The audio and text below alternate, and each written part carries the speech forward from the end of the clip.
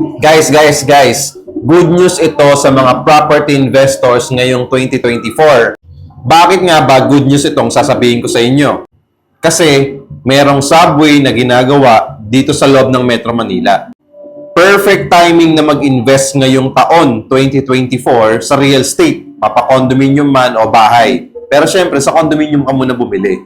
Dahil kapag natapos tong Metro Manila Subway Project Station, okay, from Quirino to Bicutan, promise ko sa iyo, tataas lalo yung value ng property dito na malalapit na project. Bakit natin pinapakita to sa inyo? Para mag-invest kayo sa property. It's either condominium or bahay or commercial properties. Ano man yan, basta real estate.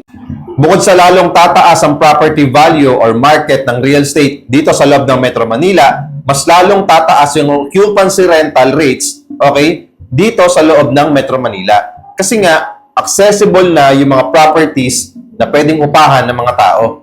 So kung gusto mo makasabay sa bagong trend, okay, na pagtaas ng real estate industry market dito sa loob ng Metro Manila, pwede ka na mag-start for only 10,000 to 25,000 cash out, ay pwede ka na magkaroon ng 2-bedroom unit. Wala pang down payment, wala pang hidden charges, at ready for occupancy pa.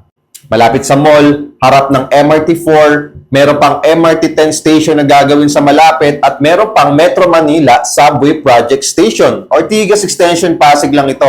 Kaya naman napakalapit lang.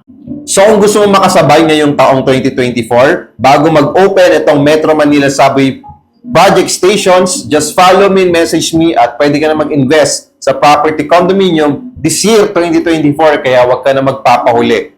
Dahil kapag na-late ka ng bili, asahan mo sobrang tataas yung presyo ng bawat condominium or property sa loob ng Metro Manila kapag natapos to.